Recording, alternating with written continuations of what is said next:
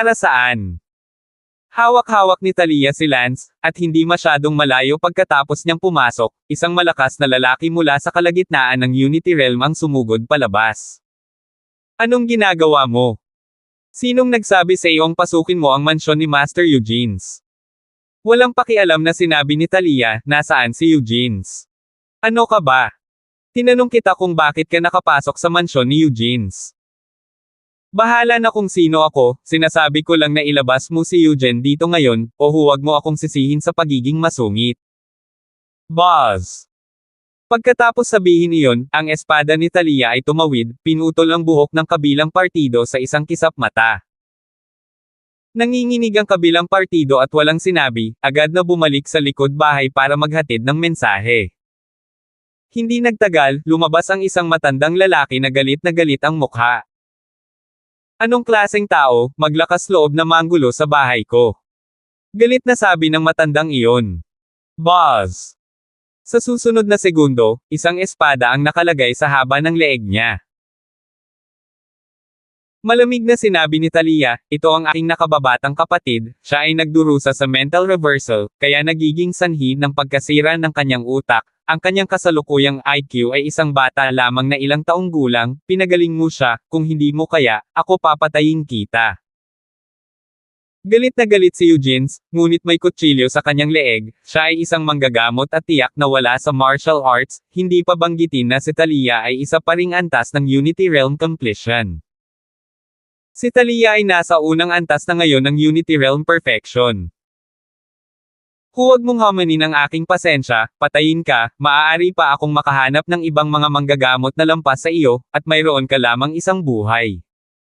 Phew! Huminga ng malalim si Eugenes at ginamit ang kanyang tingin para ipahiwatig ang lalaking nakatayo sa tabi niya, na para bang nagpapahiwatig na gagawa ng tulong ang lalaki, ito ang Imperial Capital ng Moonless Empire, maraming makapangyarihang tao. Kahit na ang hari ng Moonless Empire ay nanirahan dito, kaya hanggat maaari niyang ilipat ang tulong, ang pagpatay kay Talia ay magiging madali. Gayunpaman, agad na nakita ni Talia ang sinusubukang gawin ni Eugene. Swoosh! Sa sumunod na segundo, natamba ang lalaki. Gusto mo bang mag-move on siya ng tulong, huwag kang magpantasya, ngayon mo lang pretuhin ang kapatid ko ng tapat, wala nang pangalawang paraan. Kaya lang. Bamantong hininga si Eugenes at agad na na-diagnose si Lance. Halos kalahati ng diagnosis, masyadong komplikado ang problema ng iyong kapatid, ang utak ay dapat na ang pinakamahirap na bahagi, kaya hindi ko ito magamot. Sabi ko sa'yo, kapag hindi mo kayang gamutin, papatayin kita.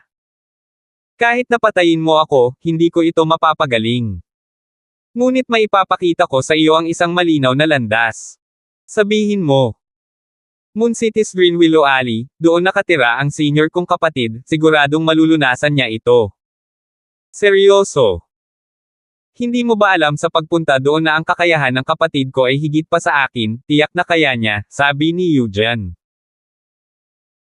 Natarante si Talia, hindi siya isang taong madaling lokohin, dati sa wasak na bayan na iyon, sinabi ng asawa ng may-ari ng tavern na ang numero 1 healer ng Moonless Empire ay si Eugenes, at kung talagang may kapatid si Eugenes na mas makapangyarihan kaysa sa kanya, pagkatapos ay imposible para sa asawa ng may-ari ng tavern, na isang lokal, na hindi alam iyon. Kaya naman, lubos na hinala ni Talia na itong si Eugenes ay naglalaro ng isang conspiracy trick, kung tutuusin, si Talia ay nakapatay ng isang tao dito at nagbanta sa kanya, at si Eugenes ay nagtangkang humingi ng tulong sa isang tao, kaya ang posibilidad na siya ay naglalaro ng isang conspiracy trick ngayon ay lubhang mataas. Ngunit, ang bagay na ito ay may kinalaman kay Lance, kaya kahit na pinaghihinalaan niya na si Eugene ay naglalaro ng conspiracy trick, kailangan pa ring pumunta ni Talia para malaman kung ano ang nangyayari. Sige, ihatid mo kami dyan. Hindi ako malaya, mabibigyan kita ng sulat ng rekomendasyon, tiyak na gagamutin kuya ko ang iyong nakababatang kapatid kapag nakita niya ang rekomendasyon. No need. Sumama ka sa amin, may karwahe sa labas, ngayon ipasok mo na ako. Okay. Tumango si Eugene, ngunit kalmado ang kanyang mukha, dahilan para mag-isip si Talia kung mayroon ba talaga siyang nakatatandang kapatid na mas magaling sa kanya. Pinilit ni Talia si Eugene na sumakay sa karwahe sa pasukan at tumungo sa kung saan. Up ahead is where my senior brother is low profile, so hindi alam ng marami ang tungkol sa kanya. Pa! Tinulak ni Talia si Eugenia sa isang mabilis na galaw. Og! Natigilan si Eugene, tila hindi inaasahan na may mga taong kayang gawin ang maalamat na paraan ng pagturo, ang paraan ng pagturo, na halos wala na. Sinabi ni Talia, sumunod ka sa akin sa loob at hanapin ang senior mong kapatid na iyon. Mabuti. Mabilis na tumango si Eugene at parang may kumpiyansa na lalaki, maaaring mayroon talaga siyang nakatatandang kapatid, o ang kanyang nakatatandang kapatid na lalaki ay maaaring ganap na mag-spike kay Talia. Dinala ni Talia si Lance at sabay na pumasok sa nakatagong mansyon sa harapan. Sa sandaling lumakad si Talia sa pintuan, naramdaman niya na hindi ito isang lugar kung saan nakatira ang mga manggagamot, dahil wala talagang amoy ng gamot dito, ngunit sa halip ay naroon ang amoy ng ilang makamandag na ahas at mabangis na hayop.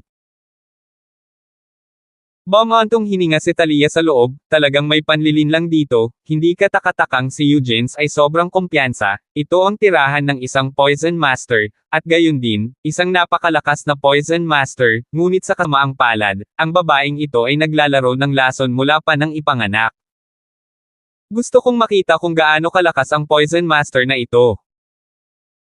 Direktang pumasok si Talia, sa pangkalahatan, kailangang maging maingat kung saan umiiral ang Poison Arts Master, dahil kung hindi mag-iingat ang isa, hindi man lang malalaman kung paano sila nalason o kung paano sila namatay. Gayunpaman, pumasok si Talia nang walang pag-aalinlangan. Nang makita ni Eugene na pumasok si Talia nang walang anumang pag-aalinlangan, huminga siya sa kanyang puso, ang aking nakatatandang kapatid ay ang Moon Never Falling Empire, ang numero 1 Poison Master, kung maglakas loob kang lumapit at pagbabantaan at papatayin ang aking mga bantay, gagawin ko. Magbayad ka. Pagkatapos maglakad papunta sa gate ng residence, agad na naamoy ni Talia ang isang amoy sa hangin na napakahirap unawain, ngunit si Talia ay isang dalubhasa sa paglalaro ng lason, at ang ganitong uri ng maliit na panlilinlang ay masyadong maliit. Ang daan papasok sa kahabaan ng pinto ay papasok sa isang maliit na bulwagan, narito ang isa pang amoy, ang amoy na ito at ang amoy na naaamoy sa pintuan, na nakikipag-ugnayan sa isa't isa, ay bubuo ng lason sa katawan, na magpapahina sa mga tao. Talia agad na hinusgahan na ang Poison Master na ito ay nag-adjust ng eksakto sa ratio, na nagpapakita na ang Poison Art ay hindi pangkaraniwan.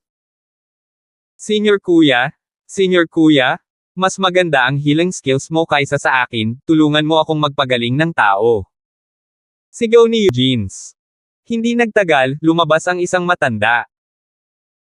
Nang marinig ng matandang iyon ang boses ay alam niyang napipilitin ang kanyang senior na kapatid, tutal ang kanyang kuya ay mahina sa martial arts at napipilitin noon pa, tapos dinala dito, madali niyang tinulungan ang kanyang kuya na alagaan ang isa. Tao, pagkatapos ng lahat, siya ang numero 1 Poison Master ng Moonless Empire, isang 15 grade Poison Master, kahit na ang Moonless Empire ay may 2 15 grade Poison Master, isa pang 15 grade Poison Master ay hindi kasing husay niya sa lahat. Kuya, may humiling sa akin na pagalingin ka ulit. Ngumiti ang matandang lumabas. Oo Kuya Senior, biglang lumapit sa pinto ko tong babaeng ta at pinagamot niya ang kapatid ko, pag hindi ko siya mapagaling papatayin niya ako, sayang wala naman akong magagawa, iniisip si Senior. Mas mataas ang medical skills ni Kuya kaysa sa akin kaya dinala ko siya dito at nakiusap kay Kuya na tulungan akong gamutin siya. 952. Hahaha, don't worry, tutulungan ka ni Senior na gamutin siya ng maayos. Naglalaro silang dalawa ng mga bagtong doon, iniisip na walang alam si Talia, lingid sa kanilang kaalaman, alam na ni Talia mula sa pagpasok niya sa pinto. Sa loob-loob, sinabi ni Talia, sige, tingnan ko kung sino ang gumagamot kung kanino. Nang hindi gumagalaw ang isang kalamnan, naglabas siya ng isang maliit na tableta mula sa kanyang panloob na manggas, at sa pagkabigla ng kanyang panloob na lakas, ang amoy ng tableta ay ibinuga sa hangin, at si Talia ay naglabas ng ilang mga pildores ng sunod-sunod.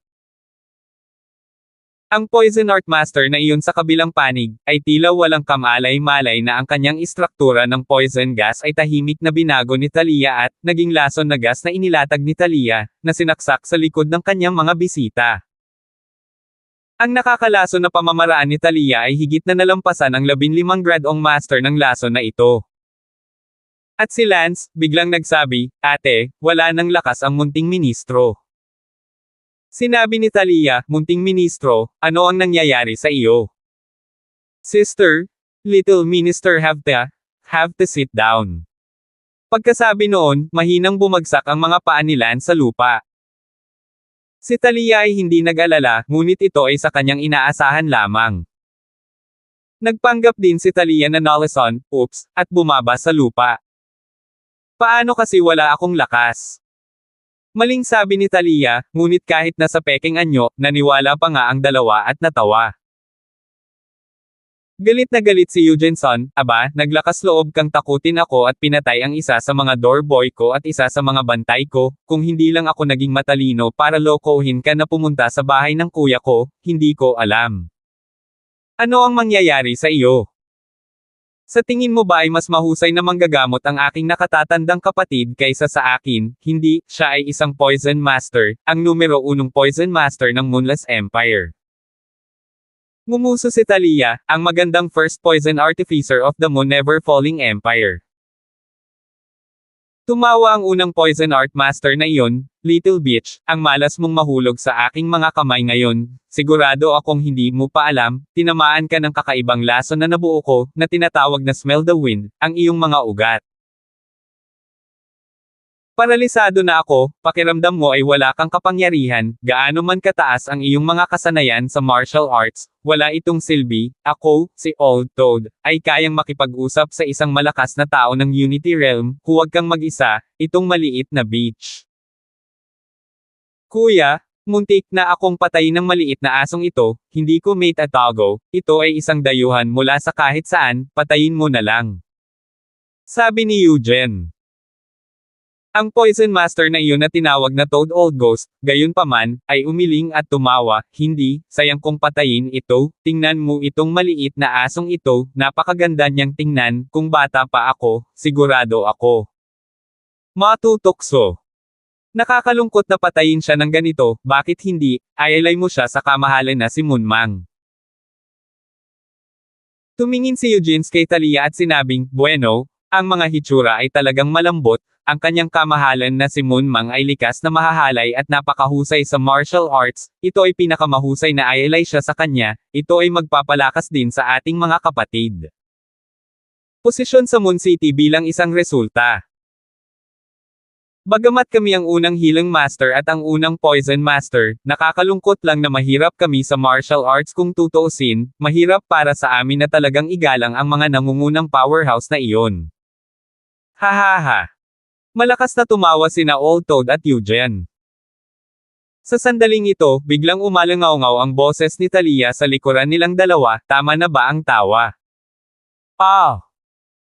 Natigilan si Toad Old Ghost at Eugen, abala sa pagtingin sa lupa sa harapan nila, kung saan na doon pa rin ang figure ni Talia na bumagsak sa lupa, agad silang tumalikod, hindi alam ni Talia kung kailan, nakatayo sa likuran nila. Nagpunta. "Ikaw, hindi ka ba nahulog sa harap namin?" Talia. With this little poison art? Gusto mo pa rin akong harapin, at hindi mo man lang tinitingnan ang sarili mong pusa. Imposible yan, isa akong 15 rank poison art master. Hahaha, napakalakas ba ng isang 15 grade poison art master? Makinig ka, ang aking babae ay isang 16 na gradong lason. 16 na pin, 16 na pin, ang maalamat na 16 na pin. O ano? Binago ko ang istruktura ng makamandag na gas na inilatag mo, at ngayon, ang hangin sa bulwagan na ito ay nalason, at kayong lahat ay nalason, ngunit sa kasamaang palad, hindi mo pa alam.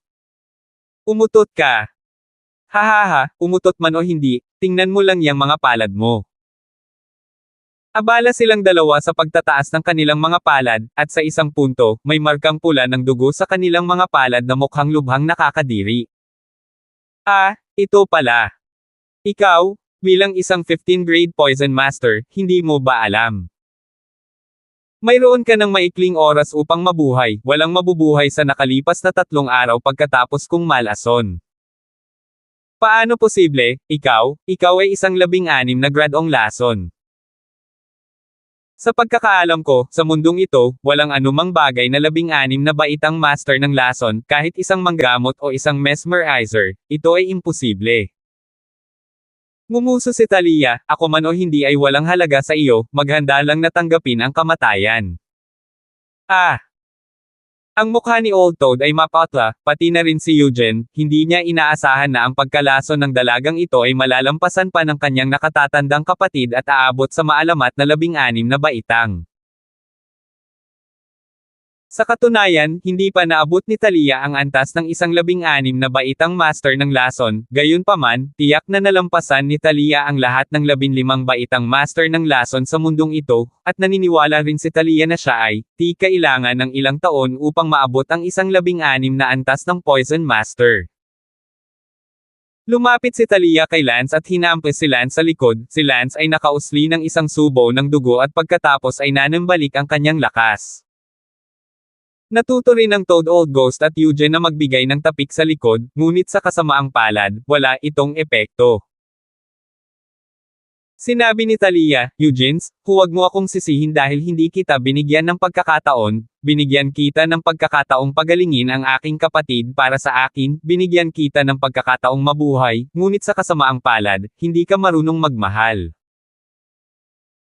Ito, at kailangan mong kitilin ang isa sa buhay ng iyong kapatid, mamamatay kayong magkasama, hindi rin kita papatayin, ang lason sa iyong katawan, mamamatay ka pagkatapos ng 3 araw, maglaan ng oras upang tamasahin ang pagdating ng kamatayan.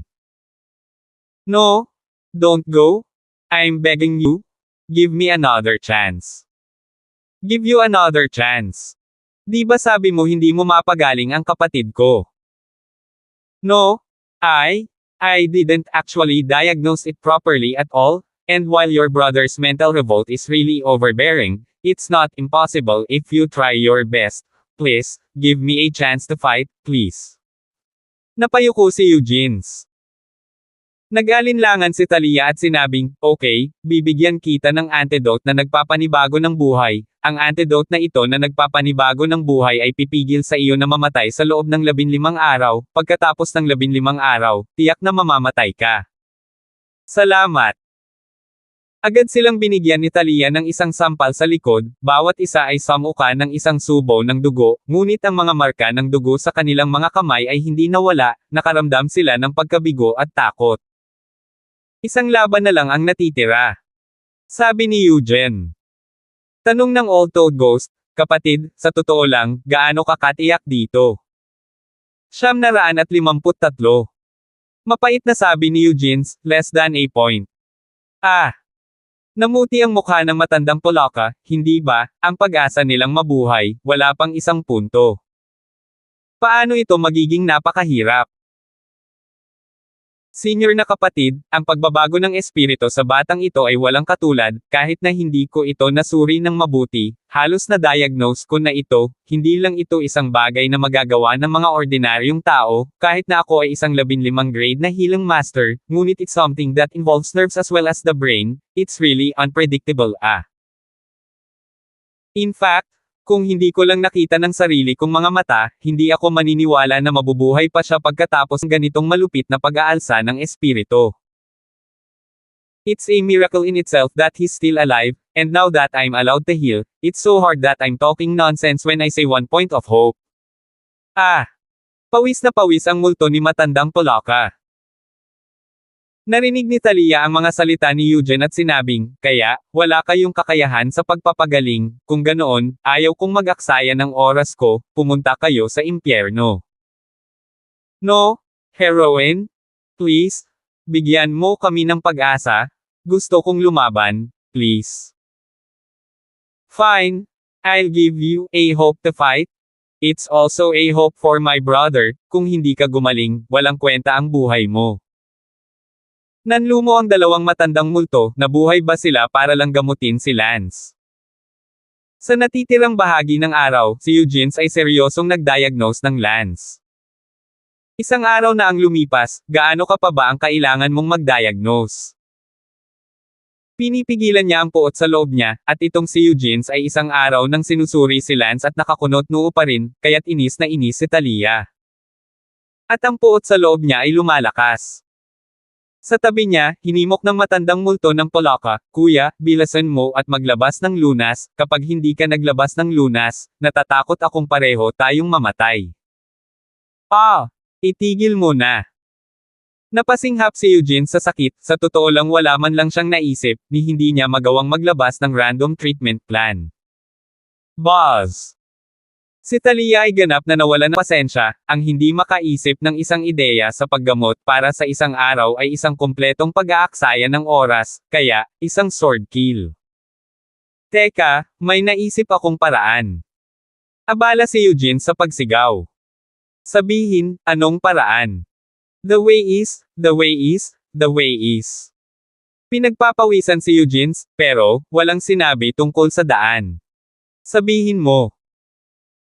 Sa sandaling iyon, naalala ni Eugene na ang Moonless Empire ay may kayamanan, ang 10,000-year ginseng, na kahit na ang hari ay hindi naglakas loob na kunin dahil, ito ay isang bagay na nag-aatubili na kunin ng emperador, at binalak ng emperador na kunin. Ang 10,000-year ginseng sa hinaharap ng maramdaman niya ang estado ng pag-iisip na nalampasan ang Unity Realm, at marahil ay malalampasan niya ang Unity Realm sa isang iglap. Sa pagmamadali, walang ibang nagawa si Eugene kundi ang sabihin, alam ko kung paano ito tretuhin, ang Moonless Empire ay mayroong 10,000-year ginseng, kung ang iyong nakababatang kapatid ay maaaring kumuha nitong 10,000 taon na ginseng, tiyak na makakabawi siya, kaya ngayon kailangan mong humanap ng paraan para makapasok sa palasyo at nakawin itong 10,000-year ginseng, pagkatapos ay gumawa ka ng medicinal primer at ibigay ito sa iyong nakababatang kapatid para kunin. 10,000 taon ng ginseng. Tumaas ang kilay ni Talia, isang 10,000 taong gulang na ginseng, ito ay talagang isang pambihirang kayamanan. Oo. Nasaan ang 10,000-year-old ginseng? Sa palasyo, usap-usapan na ito ang Supreme Emperor na naghahanda na tumama sa susunod na mystical realm sa hinaharap. Kailan, tinutulungan? Tinatanong kita kung ano ang kailangan para makuha itong 10,000-year ginseng. Ewan ko dyan, pero itong 10,000-year ginseng ang number 1 treasure ng ating Moonless Empire, hindi ganoon kadaling makuha iyon, girl, mas mabuting sumuko ka na, hindi naman sa hindi ako magtitipid. Ang kapatid mo kasi kung wala itong 10,000-year ginseng as a medicinal primer, imposible talagang gumaling. Kung makukuha ng babae ang 10,000-year ginseng, siguradong magkakaroon ako ng kumpiyansa na pagalingin ang kapatid mo. Mabuti, pagkatapos ay kukunin ko ang 10,000 taong ginseng. Mabuti, pagkatapos ay hihintayin kitang bawiin ito. Si Eugene ay tumapik sa loob at humihingal na sinabi, utuhang babae, ang 10,000 taon na ginseng ay ginagamit ng ating kataas-taasang emperador, isa sa 30 pinakamalakas na powerhouse sa mundo upang hampasin ang susunod na kaharian, at gusto mong nakawin ito, hintayin ang iyong kamatayan. Alam din ni Talia na kung talagang gusto niyang pumasok sa palasyo upang nakawin ang numero 1 pinakadakilang kayamanan ng Moonless Empire, ang 10,000-year ginseng, natatakot ako na mapanganib ito, ngunit gaano man ito kadelikado, pupunta si Talia. Nanakawin ito at ibigay kay Lance para gamitin, kahit na nagsisinungaling sa kanya itong si Eugene, ninanakaw niya itong 10,000-year ginseng para sa kapakanan ng kahit katiting na pag-asa.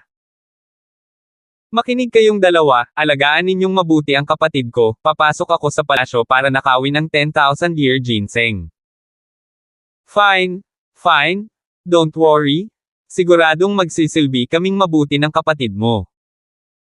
Kung mayroon siyang anumang pinsala, o hindi masaya sa anumang paraan, papatayin ko kayong lahat.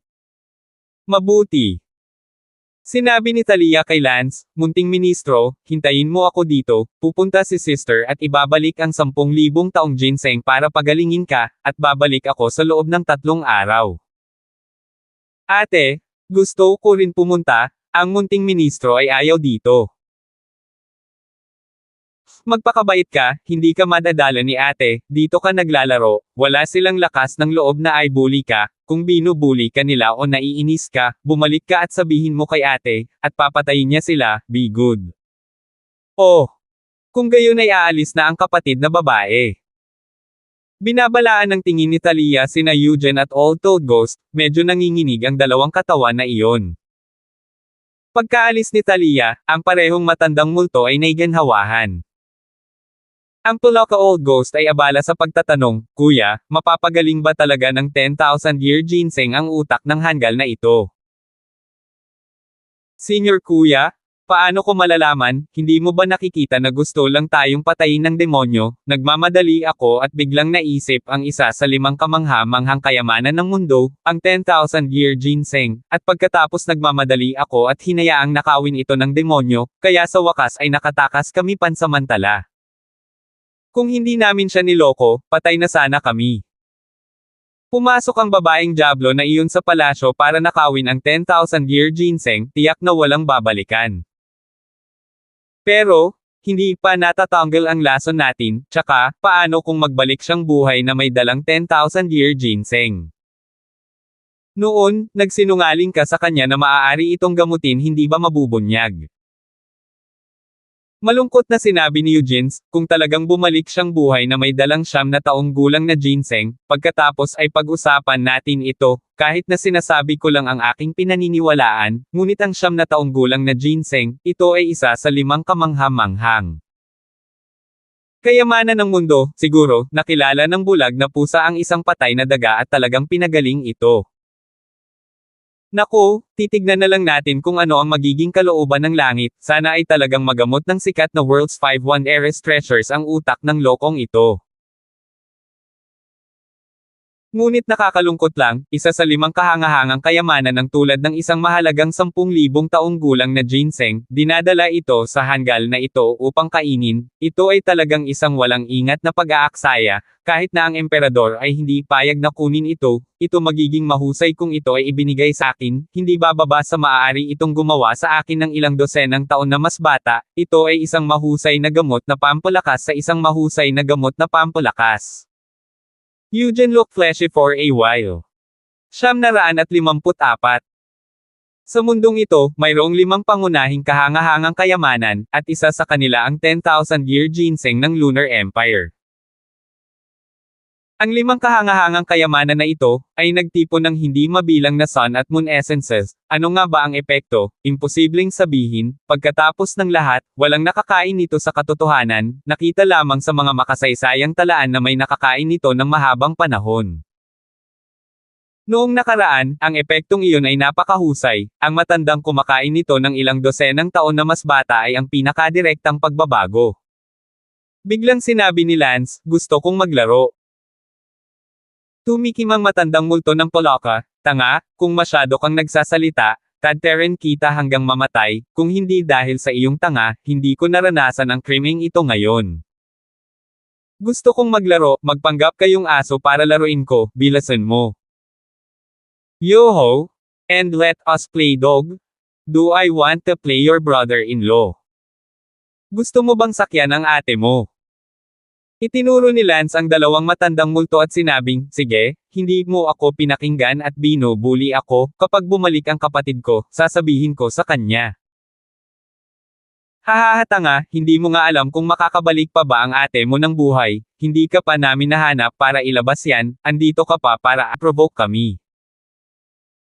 Senior Kuya, why don't we turuan mo ng leksyon ang tanggang ito at alisin mo ang galit na ito, baka sakaling bumalik na buhay ang demonyong iyon, gagamitin natin ang pamamaraan na walang pag-iiwan ng bakas, hahayaan kong mag-drill ang heartworm sa kanyang katawan at pahirapan siya ng husto.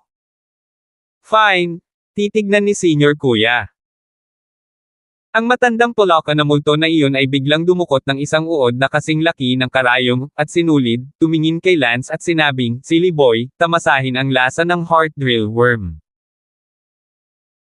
Ngumuso si Lance, "Ang lakas ng loob mong i-bully ako, ngunit ang maliit na ministro ay hindi ganoon kadaling i-bully." Sinabi ng kapatid na babae sa maliit na ministro, "Kung may nang-aapi sa akin, bugbugin siya ng kutsilyo."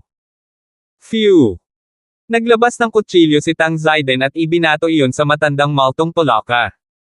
Ah! Sa sumunod na segundo, sumigaw ang matandang Maltong Polaka, nahati sa dalawa ang palad ng kamay na nakahawak sa insektong naghuhukay ng puso, mula sa gitna ng gitnang daliri, at nabuksan ang lahat ng patungo sa palso, biglang lumabas ang dugo, at ang matandang Polaka na multo ay nagpakawala ng dagandong na pagpatay ng baboy. Ah! Tulala rin si Eugene, parang nai-imagine niya kung gaano kasakit ang nararamdaman ni Kuya. Sinabi ni Lance, "Tingnan natin kung maglalakas loob pa kayong i-bully ang Little Lance." Ah! Nahulog sa lupa ang Old Toad Ghost at nag-ulong sa sakit. Si Eugene ay abalang lumakad at sinabing nalilito, "Senior Kuya, kahit alam kong masakit, hindi naman masama na gumulong-gulong ka sa lupa, di ba? Kuya, tulungan mo akong ilabas ang insect attracting bell, ang drill heartworm, bumabaon sa katawan ko, ang sakit."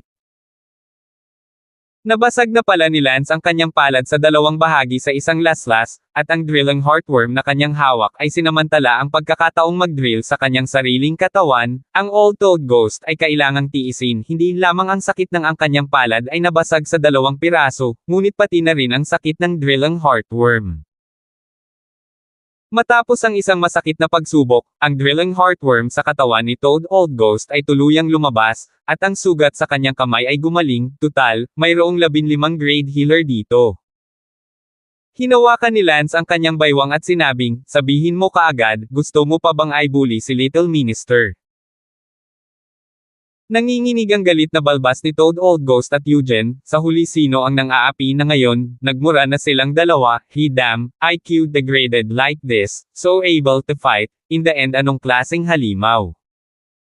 Bilis sabihin, maglakas loob pa ring i-bully ang munting courtier. At, "Nasp! Don't dare!" Malungkot na sabi ng dalawang matandang demonyo sa loob. Kung gayon gusto mo bang makinig sa mga salita ng munting ministro?" Kinagat ng dalawang matandang multo ang kanilang mga ngipin at napakalakas na nagsabing, "Oo." Pareho silang tila hindi maiangat ang kanilang mga ulo, masyadong nakakahiya ang mabuli ng ganito ng isang hanggal na ang IQ ay isang bata lamang, kung may nabalitaan. Sa labas, sila mismo ay mapapahiya na sabihin na sila ang numero 1 lason at numero 1 manggagamot ng Moonless Empire. Mabuti, ngayon, makipaglaro sa Little Minister, pareho kayong mga tuta, at kung sino ang hindi kamukha nito, si Little Minister ay hahampasin siya ng kutsilyo. Wow! Sumigaw ang dalawang matandang demonyo, sa pag-aakalang wala na ang demonyo at nakahinga na ng maluwag, ngunit hindi ko inaasahan na mas malala pa pala ang maliit na demonyong ito, at gagamit siya ng kutsilyo kapag hindi siya pumayag. Pagkatapos ng kalahating araw na paglalaro ay parehong bogbog at bogbog ang dalawang matandang multo, buti na lang at may 15 grade healer dito, kung hindi, duguan sila hanggang mamatay. Sa ngayon, si Talia ay nakahalo sa hanay ng mga katulong ng palasyo. At, gamit ang pamamaraan ng bewitchment, si Talia ay gumawa ng isang paunang pagtatanong, ang 10,000 taon na ginseng ay nakatago sa isang napakalihim na lugar, isang lugar na tanging ang Supreme Emperor at ang hari lamang ang nakakaalam. Si Talia ay nagsimulang umupo at isipin kung nasaan ang tagong lugar na ito. Kung ako ang Supreme Emperor ng Moonless Empire, tiyak na hindi ko itatago sa tabi ko ang napakamahal na 10,000-year ginseng, kung sakaling may dumating na magnakaw nito, ang pagtatago nito sa tabi ko ang pinakamapanganib. Saan ang pinakaligtas at hindi inaasahang lugar para itago ito? Nagmuni-muni si Talia. Si Talia ay maaari lamang magtanong tungkol dito hanggang sa puntong ito, dahil, gaano man siya magtanong, ang nakatagong lugar na ito ay malalaman lamang ng hari at ng kataas-taasang emperador, at wala ng paraan upang malaman pa maliban sa direktang tanungin silang dalawa. Sinabi ni Talia, nakatago sa loob ng palasyo, ang posibilidad na ito ay hindi masyadong mataas, tulad ng isang mahalagang 10,000 taong gulang na ginseng, ito ay tiyak na pagnanasaan ng hindi mabilang na mga tao, nagtatago sa palasyo, kung sakaling isang malakas na tao ang dumating upang mahanap ito, hindi rin ito ligtas, kung gayon, saan nga ba nila ito itatago? Sa sandaling ito, dalawang katulong ng palasyo ang dumaan sa hindi kalayuan, at ang isa sa kanila ay nagsabi, magkakaroon ng isang seremonya sa loob ng ilang araw, at ang mga nakatataas ay nag-utos na bumaba na ang sementeryo ng hari ay dapat na mabilis at lubusang ayusin. Nang marinig ito, nagliwanag ang mga mata ni Talia. Tama, nagtatago sa Royal Cemetery, ang posibilidad na ito ay medyo mataas, ang Royal Cemetery, hindi sa loob ng palasyo, ngunit hindi rin masyadong malayo, upang ito ay hindi inaasahan at maprotektahan din sa oras.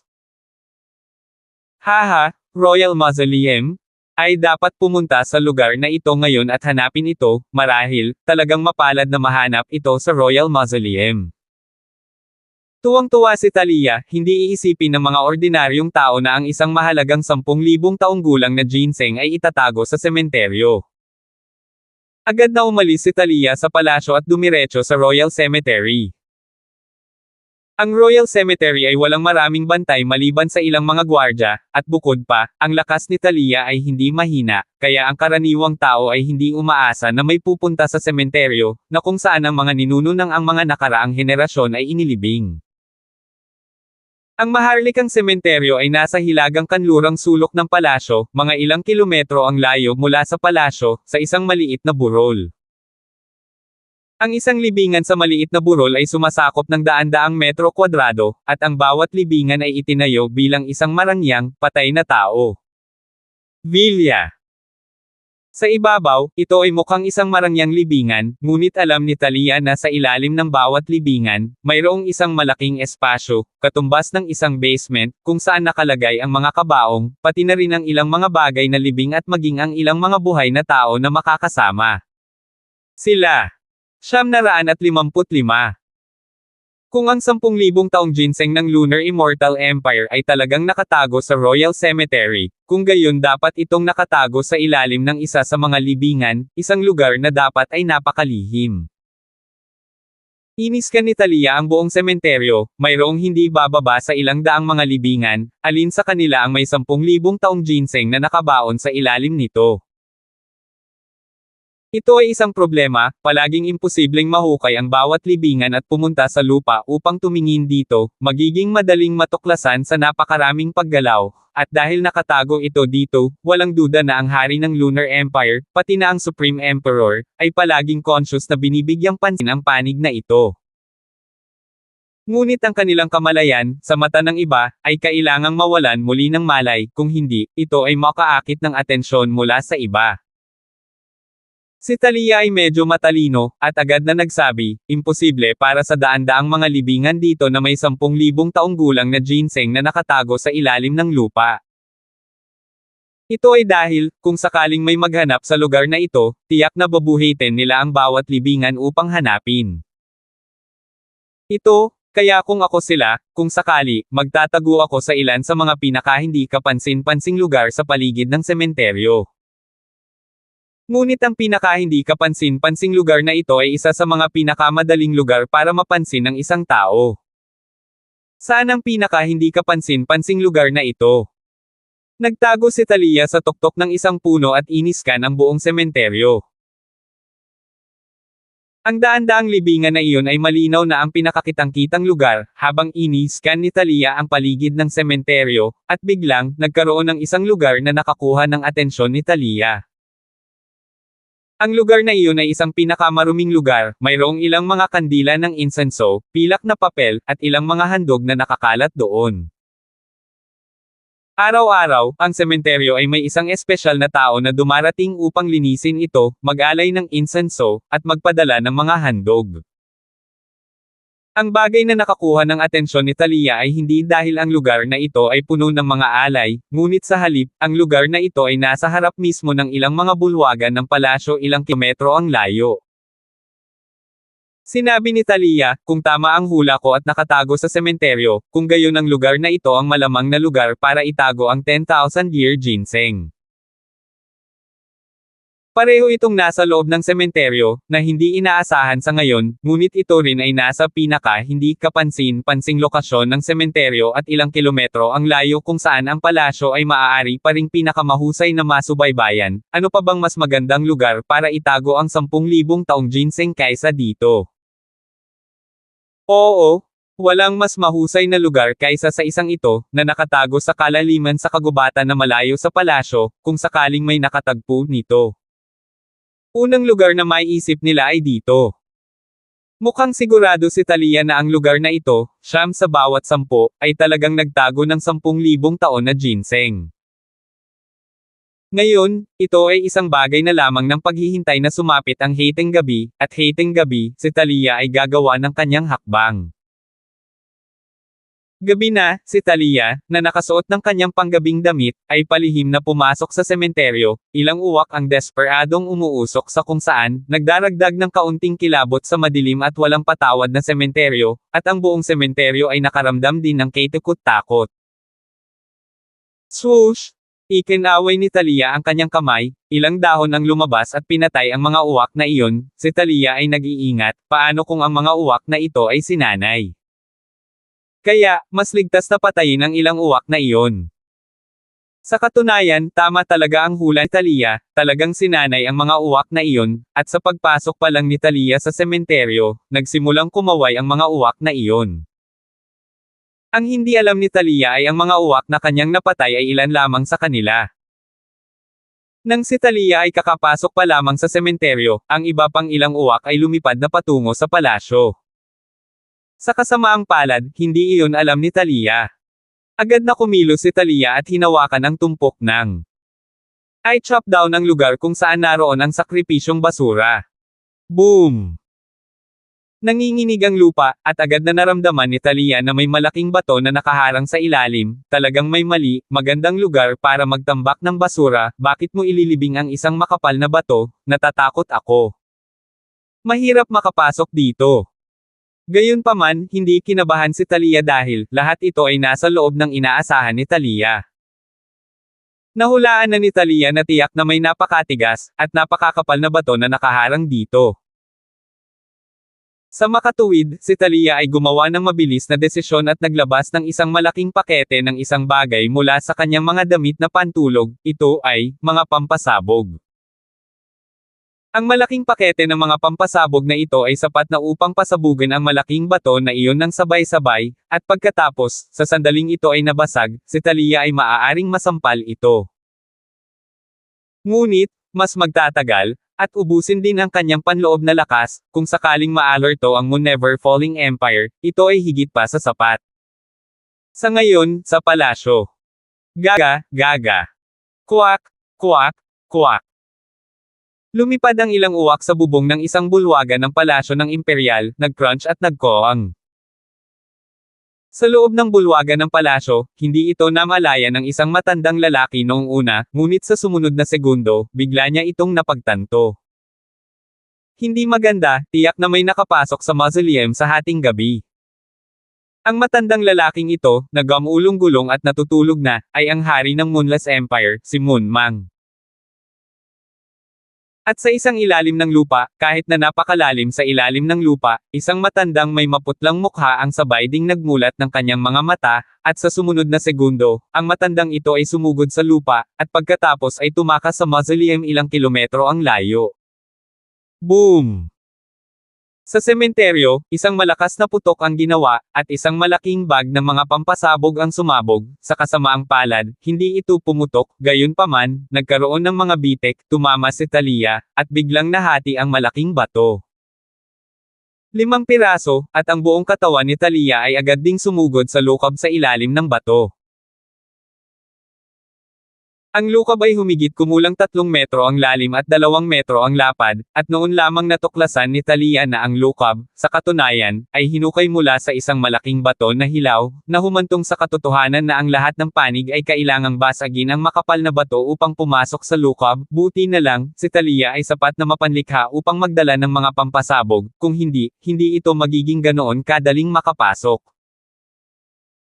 Sa gilid ng lukab, inilibing sa bato, mayroong isang kahon. Ang kahon na ito ay mukhang napakataas na grado, hindi bababa sa hindi kailangang mag-alala tungkol sa pagiging corroded ng tubig. Si Thalia ay walang oras upang buksan ang kahon at i-verify kung ito ay isang 10,000 taong gulang na ginseng. Dahil, gayon pa man, narito na ito.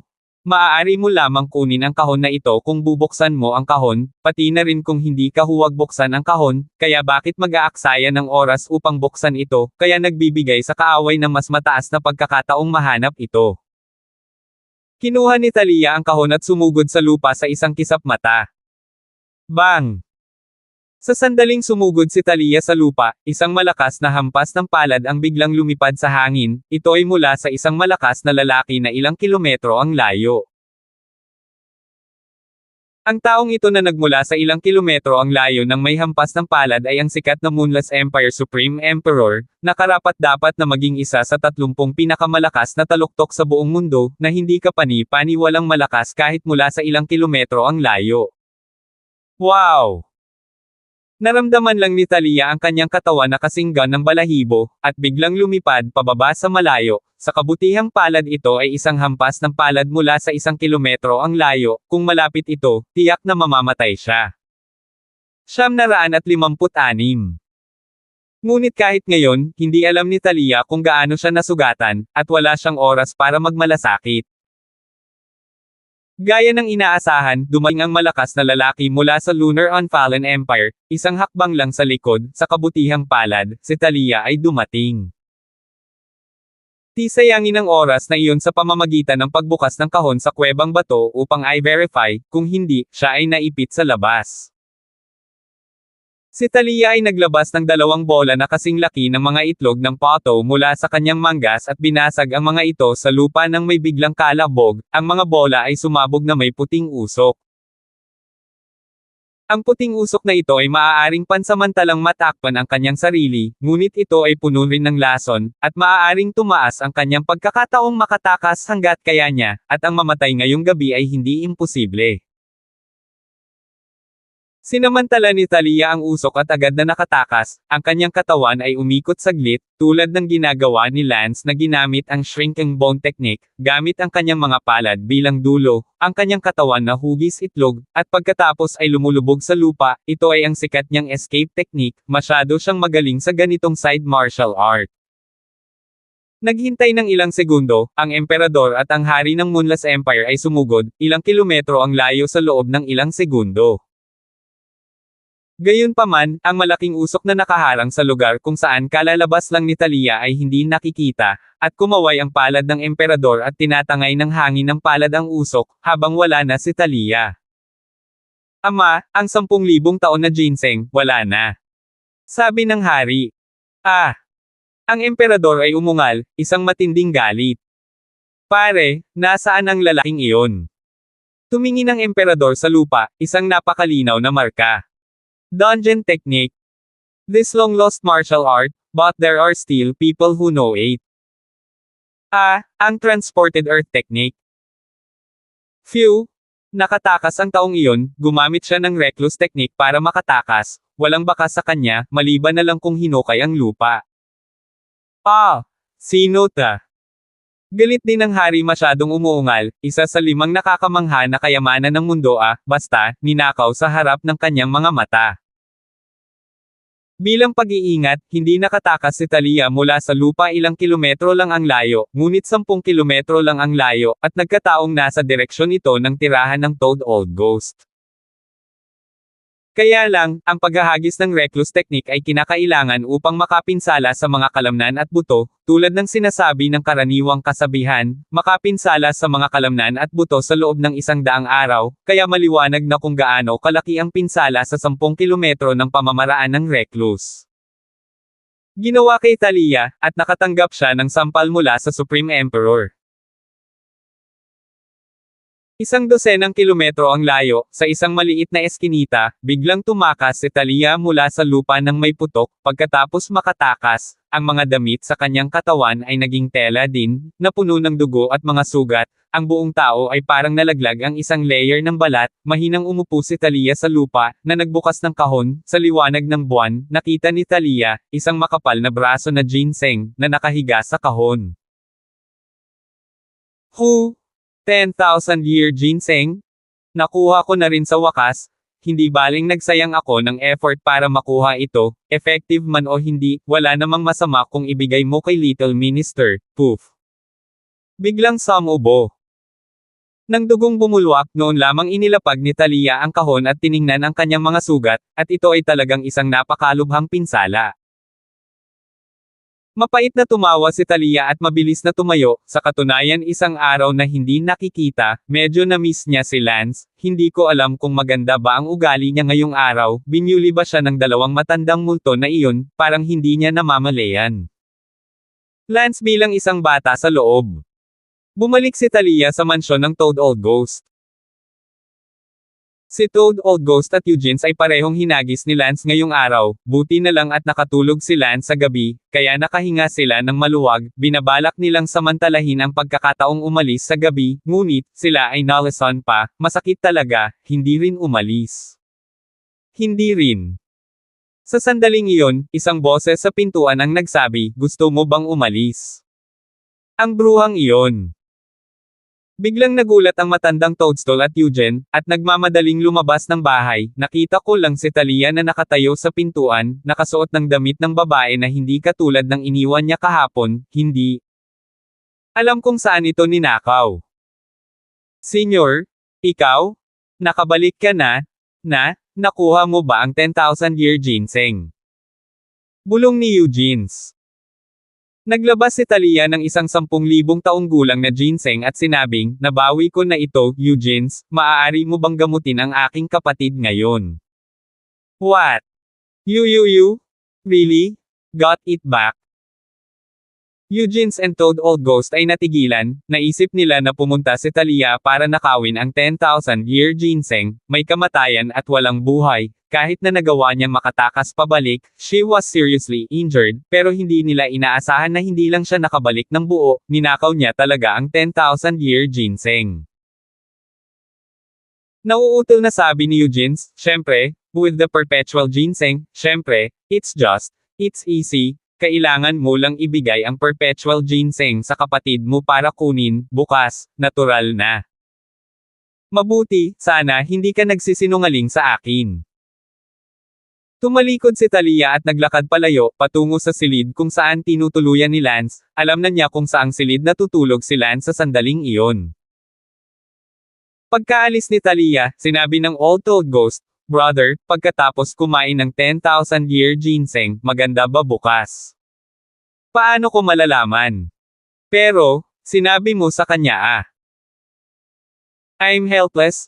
Paano ko pa sasabihin kung hindi ko sasabihin ng ganyan, sana ang 10,000-year ginseng, ay makapagpagaling talaga sa kanya, I think, 10,000-year ginseng, such a rare 5 wonders.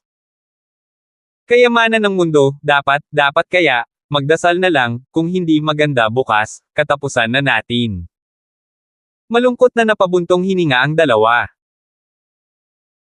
Bumalik si Talia sa silid kung saan natutulog si Lance, ito pala ay isang pinakamarangya at komportableng silid, sinabi ni Talia sa kanyang puso, mukhang ang dalawang matandang multo na iyon, ang kanilang saloobin kay Lance ay okay pa rin. Sa katunayan, saan nalaman ni Talia na galit sila kay Lance, kung saan bibigyan si Lance ng pinakamagandang silid na tirahan, ito mismo si Lance ang kanyang IQ ay bata, ngunit ang mga multo at espirito, kalahating kawalan hindi makakain. Munting courtier, bumangon ka na. Munting Minister Chen. Ate, bumalik ka na? Sobrang namiss kita, munting ministro. Nagising si Lance sa kanyang pagtulog, at nang makita niya si Talia, tuwang-tuwang niyakap niya ang kanyang sarili sa yakap ni Talia. Namiss din ni ate si Little Minister. Hinding-hindi na mahihiwalay si Little Lance kay Sister. Good? Never to be separated again? The day that Sister is not here, naging mabuti ba si Little Minister binubuli ka ba nila Sinubukan nilang i-bully si Little Minister, pero, oo, kung i-bully nila ako, hahampasin nila sila ng kutsilyo, kaya sinubukan nila akong i-bully, pero sinaksak sila ni Little Minister ng kutsilyo, at hayaan silang maglaro ng nagkukunwaring puppy dog, para sa isang araw. Wow! Napakagaling ni Little Lance, nakakabuli pa rin siya ng iba kahit tapos na. Ngumiti si Talia hihihi. Ate, bakit ngayon ka lang bumalik? Hindi ako nakatulog nung wala si ate, ministro. Sige. Hindi ba nakabalik si ate ngayon, munting ministro, huwag kang matulog, halika, kumain ka. Anong klaseng bagay? 10,000 taon ng ginseng, pagkatapos mong kainin bukas ng umaga, gagaling ka. 957. Mabuti. Dinala ni Talia ang 10,000-year ginseng ng direkta kay Lance para kumain, at hindi alam ni Lance na ito ay isang walang katulad na mahalagang World's 5 Wondrous Treasures, kaya agad niyang pinindot ito at kinain. Ate, kumagat ka rin. Hindi kakainin ni ate. Kung hindi ito kakainin ni Sister, hindi rin ito kakainin ni Little Minister. Inihagis ni Lance ang 10,000-year ginseng sa lupa at umalis. Napakamahalagang bagay, ngunit itinapon mo ito ng ganito. Hindi nakaimik si Talia, sa palagay ko kung alam ng emperador na ang gayong mahalagang kayamanan ay itinapon ng ganito ni Lance, tiyak na magagalit siya at magsusuka ng dugo. Kumakain ito ni ate kasama si Little Minister bago ito kainin ni Little Minister.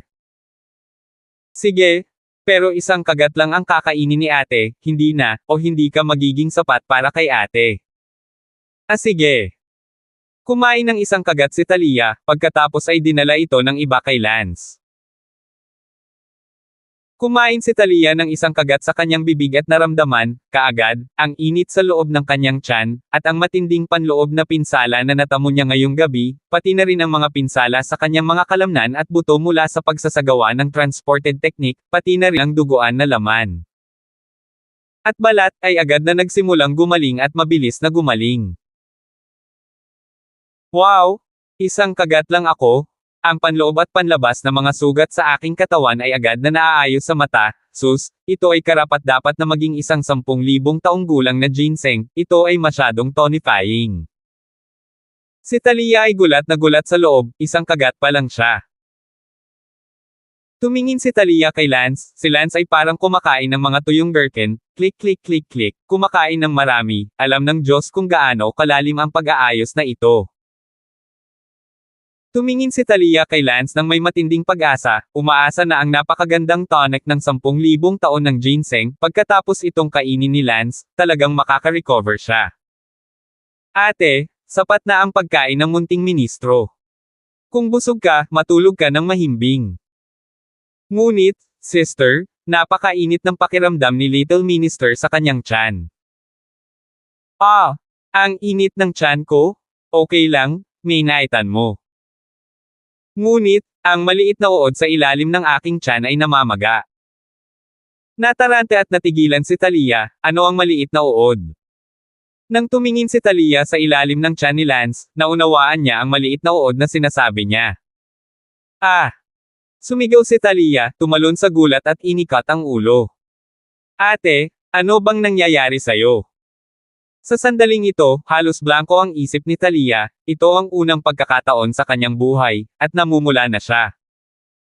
Munting courtier, iyan mong isuot ang kumot. Aba, gusto pa ni Little Minister na magkwento sa akin si Sister. Maging masunurin ka at isuot mo ang kumot, baka hindi ka papansinin ni ate.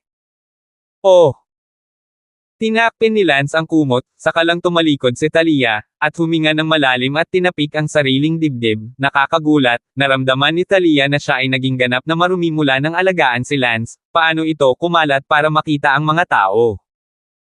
Gayunpaman, si Lance ay bumalik sa pagtulog pagkaraan ng ilang sandali. Si Talia ay hindi nakatulog buong magdamag, at bukod pa rito, hindi nagtagal ay madaling araw, naghihintay ng isang himala na mangyari. Sa wakas, makalipas ang ilang oras, sumapit ang madaling araw. Umupo si Talia sa kama, nakatingin kay Lance, naghihintay na magising siya. Si Talia ay nanumpa na kapag nagising si Lance, kailangan niyang ayusin ang puntos sa kanya. Sa mga araw na ito, nagsasakripisyo ng labis para sa kanya, na inihagi sa kanya hanggang mamatay, paanong hindi niya mailalabas ng maayos ang ilan sa kanyang panloob na mga hinaing. Ngunit sa oras na ito, biglang naramdaman ni Talia na ang hitsura ni Lance, na para bang siya ay mas bata, bago ang 21 taong gulang. Ngayon parang 18 years old na teenager, kung hindi mo titignan ng seryoso, masasabi mo pa rin na parang 18 years old na teenager kung titignan mo ng seryoso. Napakalakas ng 10,000 taon na ginseng na talagang ginawa nito ang katawan ni Lance, bumalik sa 18 taong gulang, bagaman 18 taong gulang at 21 taong gulang, walang pagkakaiba, ngunit ito ay dahil si Lance ay hindi masyadong matanda. Kung si Lance ay 40 o 50 taong gulang, hindi ba ito ay katulad ng kung maaari siyang maging 20 taong gulang, talagang karapat-dapat sa 10,000-year ginseng. Sa wakas, dahan-daang binuksan ni Lance ang kanyang mga mata. Tumingin si Talia kay Lance nang hindi kumukurap, iniisip kung gumaling na ba talaga siya. Gayunpaman, makalipas ang ilang segundo, biglang tumawag si Lance, "Ate." "Ah!" Biglang sumigaw si Talia ng malungkot, mula sa katotohanan na tinawag ni Lance ang kapatid, alam niya na ang 10,000 taong ginseng, na walang epekto sa pagpapagaling sa kanyang utak, ay isang pag-aaksaya ng oras. "Ate, ano ang nangyayari sa iyo? Nagalit ba ang maliit na ministro sa kapatid sa isang lugar?" Si Lance ay abala sa pagtatanong. "Wala." Lumabas si Talia sa silid. Sa labas, naghihintay na doon sina Old Toad at Eugene, sa katunayan ay hindi sila nakatulog buong gabi, at sa loob ay umaasa sila na talagang mas mabuti si Lance para mailigtas ang kanilang munting buhay. Phew! Bago pa makapag-react si Eugene, may espadang inilagay sa leeg niya. Malamig na sinabi ni Talia, "Nagsinungaling ka sa akin, hindi na pagaling ng 10,000-year ginseng ang kapatid ko, how dare you lie to me?" Walang katumbas na pagkadismaya si Eugenius nang marinig niyang hindi ito gumaling. Ang Old Toad Ghost ay abala rin sa pag-ungol, "No way, such a rare thing, actually, it can't cure him." Nanlamig ang mga mata ni Talia at sinabing, "Ang katapusan ng pagsisinungaling sa akin ay kamatayan, bigyan na kita ng pagkakataon." "Hahaha, hahaha." Biglang tumawa ng malungkot si Eugenius. "You're still laughing. Sinasadya mo pa ba akong paglaruan?" Sinabi ni Eugenius, which, sa totoo lang, gusto ng puso ko na gumaling siya ng higit kaysa sa iyo, ngunit sa kasamaang palad, ang mga bagay ay hindi mahuhulaan at hindi makontrol ng sinuman. Ngayon na ang 9 na taong gulang na ginseng ay hindi na epektibo sa pagpapagaling sa kanyang utak, wala akong masabi, but I just made it. Which, bago mo ako patayin gamit ang sarili mong mga kamay, hayaan mo akong magsabi sa iyo ng totoo. Sabihin mo, ano pang huling salita? Ang totoo ko, sa mundong ito, natatakot ako na walang makakapagpagaling sa mental trauma ng iyong kapatid. Ako ang pinakamahusay na 15th grade healer sa lugar na ito sa mundo, at ngayon kahit ako ay clueless, iba. 15 gradong manggagamot, lalo pang pagalingin ang iyong kapatid. Maliban kung ito ay isang maalamat na 16 na gradong manggagamot, ngunit sayang, 16 na gradong manggagamot ay hindi umiiral sa mundong ito. Sige, natapos ko na ang gusto kong sabihin, kaya mo na ito. Hindi kaagad ito ginawa ni Talia, humihingi, "Sinasabi mo ba ito para sadyang mairita ako?" "Hahaha, mamatay ang mga tao." Ang ganda ng mga salita nito, "Namamatay na ako, naiirite pa rin kita kung ano ang saysay, sinasabi ko lang sa iyo ang totoo, dati, wala akong lakas ng loob na sabihin sa iyo, kaya nagmamakaawa lamang na magsinungaling sa iyo 10,000 taon. Ng ginseng lata, akala ko hindi ka makakakuha ng 10,000 taon ng ginseng, para may dahilan ako para umiwas, sa kasamaang palad, kaya lang, baka talagang ako ay nasa problema." Ngunit hindi inaasahang ibinaba ni Talia ang kanyang espada at nagtanong, "Wala ba talagang sino man sa mundong ito ang makakapagpagaling sa aking kapatid?" "Hindi." Siguradong sabi ni Eugene. So, wala na siyang pag-asa. I don't know about that. Anyway, ang alam ko lang walang healer ang makakapagpagaling sa kanya. Si Talia ay malungkot at malungkot sa loob, kaya't wala na ang mood para patayin sila, si Lance ay hindi magagamot, ito ay palaging dapat na ganoon. 958. Pagkatapos ay muling sinabi ni Eugene, which, walang manggagamot ang may kapangyarihang pagalingin siya, ngunit maaari kung ipakita sa iyo ang isang paraan na maaaring gusto mong subukan. Anong paraan? Alam mo ba ang 5 kamangha-manghang kayamanan ng mundo? Ito ay ang 10,000-year ginseng ng Moonless Empire, ang Ice Crystal Snow Lotus ng Heaven's Expanse Mountain, ang Archaic Sacred Brain ng Water Ape Empire, at ang nawawalang bakas ng ang Vermilion Birdgrass, na isang kayamanan ng Bougainvillea noon, ngunit kalaunan ay inatake at ang Bougainvillea ay nawasak, at ang Vermilion Birdgrass ay nawala din. At ang panglima, ay ang maalamat na wala man lang. Ang Emperor Worm. Ano, ang Emperor Worm? Nagsalubong ang mga kilay ni Talia, kung ang 4 na iba pang kamangha-manghang kayamanan ay hindi pamilyar kay Talia, ito ay maliwanag, ngunit ang Emperor Worm Talia ay pamilyar, dahil, sa sikat na Sword Villa, si Lance ay gumamit ng Emperor Worm kapalit ng Burial Moon Sword, at kinain na ni Lance ang Emperor Worm. Sa madaling salita, ang 5 kamangha-manghang kayamanan ng mundo, si Lance ay nakakain na ng 2 sa kanila. Nagtanong si Talia, ano ang ibig mong sabihin sa pagsasabi nito sa akin? Gusto ko lang sabihin sa iyo na kung ibibigay mo sa iyong kapatid ang lahat ng 5 pinakadakilang kayamanan sa mundo, sigurado akong gagaling siya nito. Ang 5 kahangahangang kayamanan na ito ay lubos na makakapagpuno ng halos anumang bahagi ng katawan ng tao, kabilang ang utak, nerbiyos, mga meridian, puso at kaluluwa, mga kalamnan at buto, at iba pa, ang bawat bahagi ng katawan ay napunan muli, at hindi ako naniniwalang hindi ito mapapagaling. Gayunpaman, ang 4 na iba pa, ay imposible ang Lotus at ang Sacred Brain, na kasalukuyang nasa Heavens and Mountain at ang Water Ape Empire, ayon sa pagkakabanggit, ay maaaring magkaroon pa ng pagkakataon, ngunit ang Vermilion Birdgrass at ang Emperor Worm ay imposibleng makuha, lalo na ang Emperor Worm, na isang maalamat na record na wala pang nakakita, at noong naitala ito sa mga alamat, walang mga larawan. Ang Vermilion Birdgrass noon, pagkatapos ng lahat, kapag umiral, nawala na lang ang landas nito. Nangako si Talia, kailangan kong mahanap ang lahat ng kakaibang kayamanang ito. Ngumuso si Eugenius, which, mas mabuting sumuko ka na lang, ang Emperor Worm na lang, hindi mo na magagawa. Ngumisi si Talia, hindi ko na kailangang hanapin ang Emperor Worm. Ano? Don't tell me alam mo kung saan meron.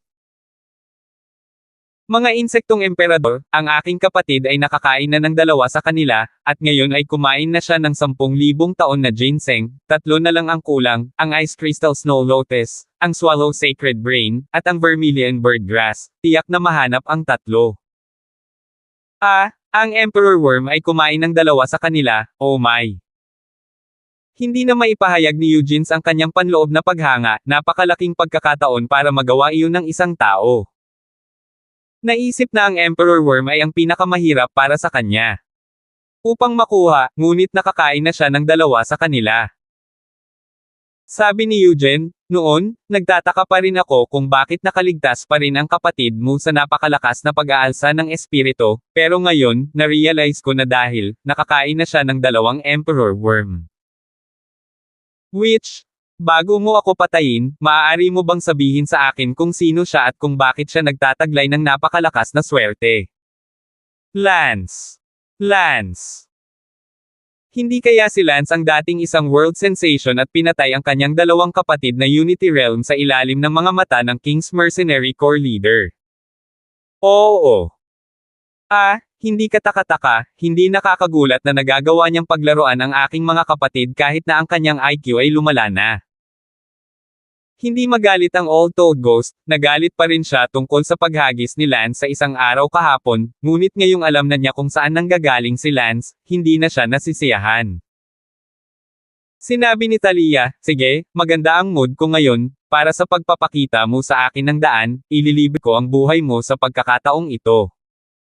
Pa! Ang katawan ni Thalia. Lumipat ang anino at sinampal sa likod sina Eugene at Toad Old Ghost, at agad silang nagluwa ng isang subo ng itim na dugo. Binigyan sila ni Thalia ng panlunas sa lason. Salamat, salamat dahil hindi mo ako pinatay. Agad na lumuhad sina Eugene at Toad Old Ghost. Sa sandaling iyon, lumabas si Lance at sumigaw, "Ate, ano ang pinag-uusapan ninyo, bakit hindi maintindihan ni Little Minister?" "Walang anuman, munting ministro, aalis na kami." "Saan, ate?" "Upang makahanap ng ibang bagay na magpapagaling kay Little Minister." "Ate, di ba sabi mo mas makakabuti si Little Minister kung kakainin niya yung kahapon?" "Ah, hindi pa. Kailangan ko pang kumain, tara na." Makalipas ang 3 araw, umalis sina Lance at Thalia sa Moon Never Falling Empire. Ang dahilan kung bakit lumipas ang 3 araw ay dahil nawala sa Moonless Empire ang 10,000-year ginseng, at ikinulong ang buong imperyo, hindi pinapayagan ang sinuman na makapasok o umalis, na binaligtad ang imperyo. Sa huli, walang lumabas. Ay natagpuan bago makaalis sina Thalia at Lance, at kung paanong ang hari at emperador ng Moonless Empire ay galit na galit, hindi na ito ay detalye. "Ate, saan tayo pupunta?" Matatag ang tingin ni Thalia habang sinabi niya, "Heaven's End Mountain." Iisa lang ang layunin ng pagpunta sa Heaven's Extinct Mountain, para makuha ang Ice Crystal Snow Lotus. Gayunpaman, tiyak na hindi ito kasing dali ng iniisip ng isa. Ang Ice Crystal Snow Lotus ay ang kayamanang bayan ng Heaven's Expanse. Narinig ko na ang Ice Crystal Snow Lotus ay minana sa mga kamay ng Heaven's Extinct Sect sa loob ng libu-libong taon, at ang ninuno ng Heaven's Extinct Sect ay nagsabi na sa ilalim ng sekta, hanggat may makakarating sa threshold ng ang Ancestor Realm, pagkatapos ay magagamit niya ang Ice Crystal Snow Lotus para tulungan siyang makapasok sa threshold. Sa kasamaang palad, pagkatapos ng libu-libong taon ng pamana, wala pa ring sinuman mula sa Heaven's Destruction Sect na maaaring tumama sa threshold ng Ancestor Realm.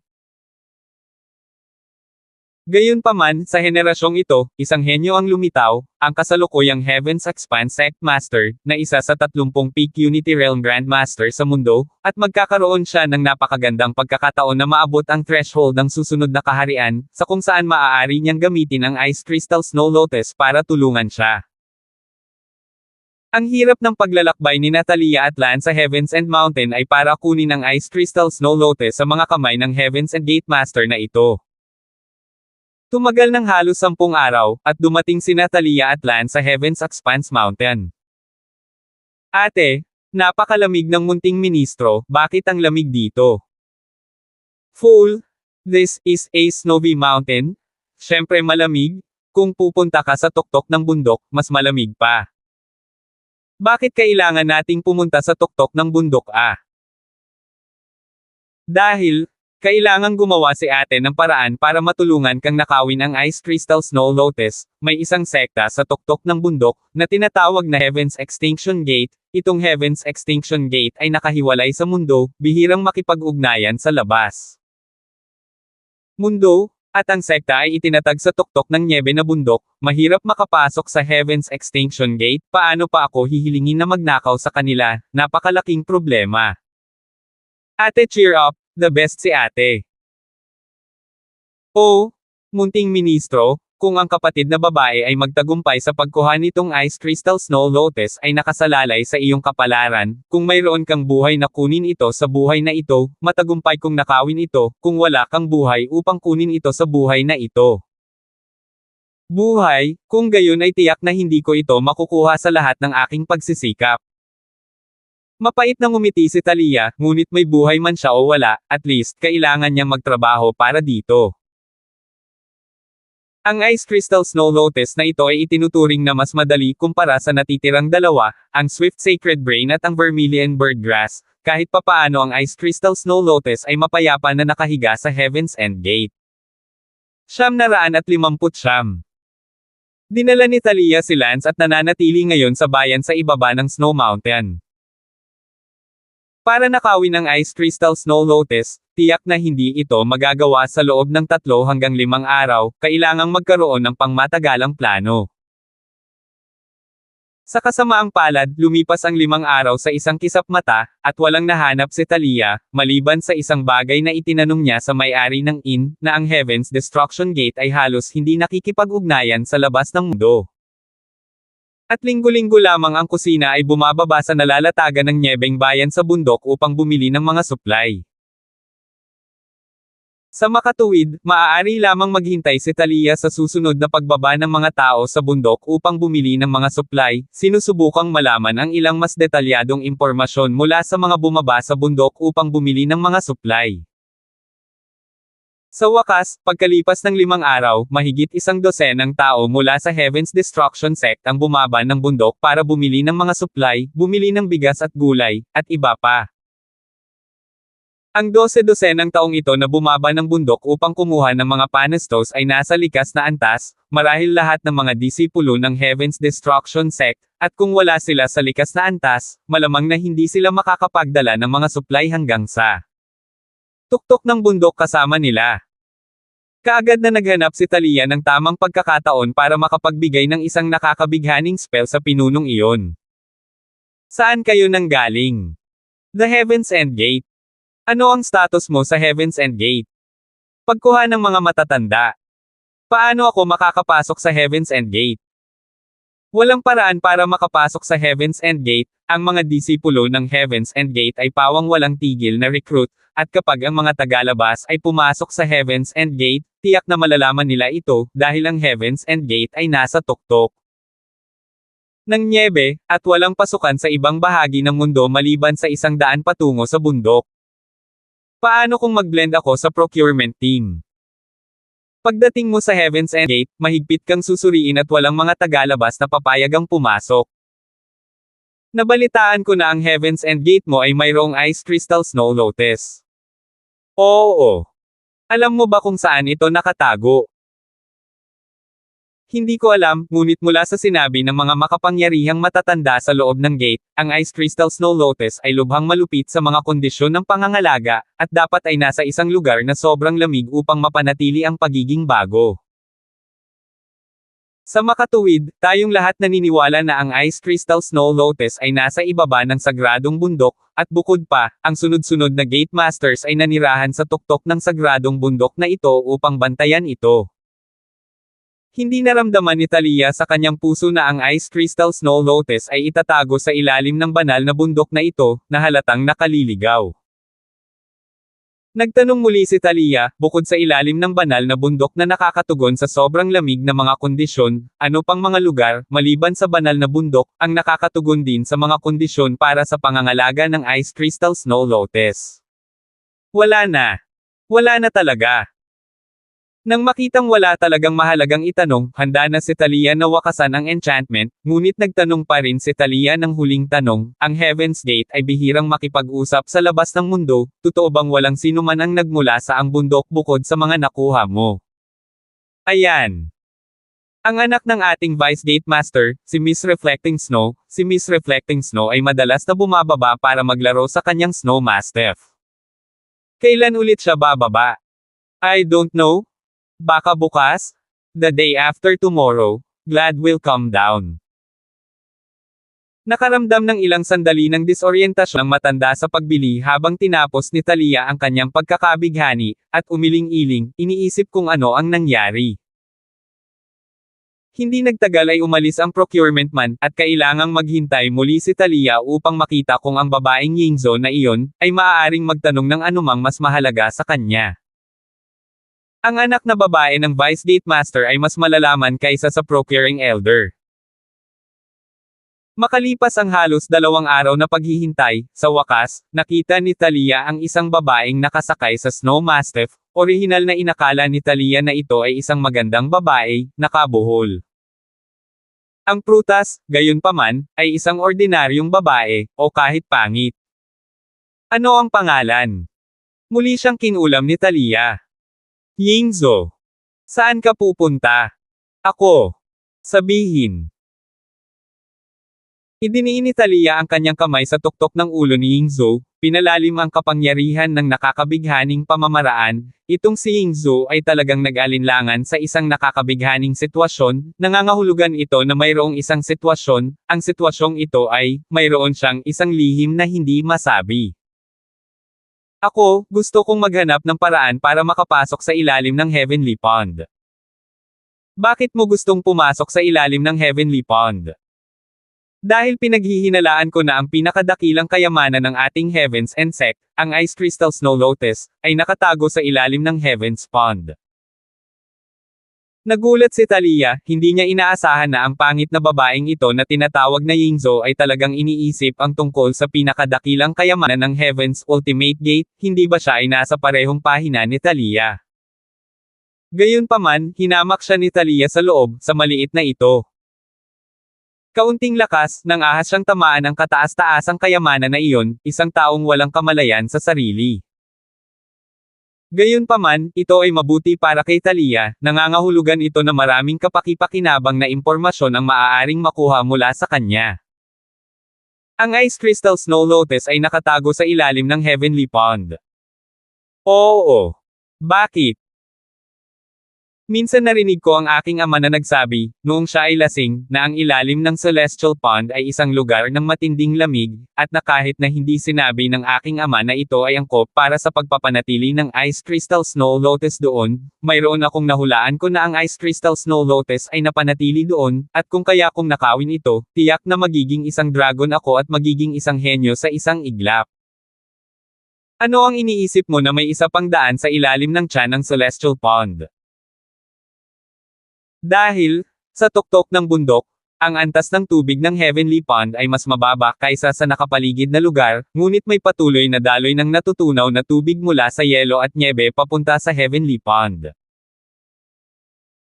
Kaya, naisip ko, ang hindi lumalaki ang antas ng tubig ng Heavenly Pond, ngunit patuloy na umaagos ang tubig, kaya dapat mayroong undercurrent na tumatagos sa ilalim ng Heavenly Pond hanggang sa may damaloy na batis sa ilalim ng bundok. Kailangan ko lang hanapin ang underground undercurrent na tumagos ang tubig mula sa Heavenly Pond at sinusundan ang undercurrent pataas, siguradong makapasok ako sa ilalim ng Heavenly Pond. Tuwang-tuwa si Thalia, nahanap lang ng babaeng Yingzhou na ito ang impormasyong kailangan niyang gugulin ng ilang taon para makuha. Kung gayon bakit hindi ka na lang tumalon pababa mula sa Heavenly Pond? Imposible, may malalakas na bantay sa tabi ng Heavenly Pond at nasa tabi mismo ng Sacred Mountain, kaya imposible ang pagtalon mula sa pond. Kung gayon nahanap mo na ba ang underground undercurrent? Hindi pa, madalas kong sinasamantala ang pagkakataong maglakbay pababa ng bundok at sumakay ng Snow Mastiff na may layuning mahanap ang underground na undercurrent na iyon, at sigurado akong magtatagumpay ako. Tinapos ni Thalia ang enchantment. Natahimik si Yingzhou na parang walang alam, ngunit napakamot siya ng ulo sa pagkalito. Si Thalia ay nasa mabuting kalooban, itong si Yingzhou ay talagang nakatulong sa kanya ng malaki at nagligtas sa kanya ng maraming oras, kung hindi, natatakot ako na kung tumagal pa ng isang taon, maaaring hindi na niya ito nagawa. Ngayon, kailangan lang malaman ni Thalia ang madilim na ilog sa ilalim ng lupa na bumaba mula sa Heavenly Pond, at pagkatapos ay sundan ang madilim na ilog sa ilalim ng lupa upang umakyat sa ilalim ng Heavenly Pond, upang makapasok sa sekretong silid sa ilalim ng Heavenly Pond at nakawin ang Ice Crystal Snow Lotus. Oo, kailangan nating malaman ang madilim na ilog sa ilalim ng lupa, ngunit paano natin ito mahahanap? Hoy! Maaari kong tanungin ang mga residente ng bayan na nakatira sa malapit ang mga residente ng manyeb na bundok sa baba, na nakatira dito sa loob ng maraming henerasyon, ay dapat na hindi ka pani-paniwalang pamilyar dito. Yingzhou hindi siya nang ahas magtanong sa mga residente dahil takot siyang madiskubre, pero hindi ako natatakot Agad na kumilos si Thalia at nagtanong tungkol sa mga nakapaligid na residente. 960 po. Agad na kumilos si Thalia, nagtanong sa paligid para sa impormasyon mula sa mga nakapaligid na residente. Tumagal ng 3 araw, ngunit sa wakas ay nalaman niya mula sa daan-daang residente ng bayan na mayroong isang madilim na ilog sa ilalim ng lupa sa isang lugar na bumaba mula sa Peak Sky Pond. Ang impormasyong ito ay tinanong mula sa isang matandang lalaki na mahigit 100 taong gulang, na nagsabi na noong siya ay bata pa, siya at ang kanyang mga kaibigan ay umakyat ng daan-daang metro sa tuktok ng nalalatagan ng nyebe sa kahabaan ng madilim na ilog na ito sa ilalim ng lupa, at pagkatapos ay tumakbo sa mabangis na hayop sa manyeb na bundok, at hindi na ng ahas na umakyat muli. Haha, ang taksil na paglalakbay. Walang kahirap-hirap na nakawin ang Ice Crystal Snow Lotus, hindi ito kasing hirap ng iniisip ko, basta tama ang direksyon. Kinabukasan, dinala ni Talia si Lance sa kalsada. Ang dahilan kung bakit niya dinala si Lance ay dahil si Lance ay mayroon ding kaunting lakas sa pag-iingat sa sarili, kahit na ang kanyang IQ ay bumaba sa IQ ng isang bata, ngunit ang kanyang martial strength ay mas malakas. Pero wala pa siyang sense na lumaban, kaya naman hindi niya ito gagamitin, baka makatulong pa siya sa krikal na sandali. Natagpuan ni Talia ang madilim na ilog sa ilalim ng lupa na sinabi ng matanda, na ang madilim na ilog sa ilalim ng lupa ay lumabas mula sa isang pool ng tubig. Si Talia at Lance ay sumisid sa ilalim ng water pond, isang malaking bukal, na patuloy na bumubulusok ng tubig. Sinabi lang ng iba na ito ay spring water, ngunit hindi nila alam, ang spring water na ito mula sa Heavenly Pond ay lihim na umaagos pababa. Hinailan ni Talia si Lance, sumisid sa ilalim ng tubig, at pagkatapos ay pumasok sa bukal. Ito ay talagang isang madilim na ilog sa ilalim ng lupa. Ang madilim na ilog na ito sa ilalim ng lupa ay umaagos pababa mula sa itaas, tulad ng isang daluyan ng dugo sa loob ng isang bulubundukin. Munting ministro, siguraduhin mong manatiling malapit sa iyong kapatid, o manam.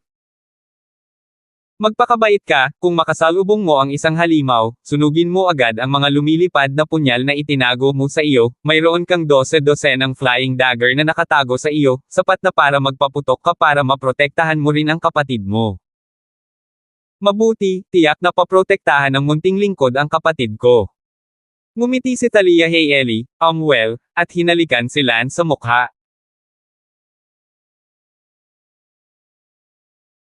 At pagkatapos ay sa kahabaan ng madilim na ilog sa ilalim ng lupa, patuloy na umakyat, itong madilim na ilog sa ilalim ng lupa sa loob ng hanay ng kabundukan, paikot-ikot at paikot-ikot, halos kalahati ng hanay ng kabundukan upang magtabi ng isang bilog, at mayroong maraming mga tinidor, kaya, ang Talia ay hindi rin madali, ilang beses na sa tinidor, sa wakas ay walang paraan, at pagkatapos ay paurong, mula sa isa pang tinidor upang umakyat. Tulad nito, sa isang kisap mata talaga sa loob ng 2 araw, mabuti na lang at sila ay malalakas na martial artist, kung hindi, ito ay tiyak na hindi mabata, at ang ilang bahagi ng madilim na ilog sa ilalim ng lupa ay napakalawak, habang ang ilang bahagi ay napakakitid, isang tao lamang ang maaaring gumapang, at bukod pa, hindi maihahambing na madilim, ay hindi talaga ang daan para puntahan ng mga tao.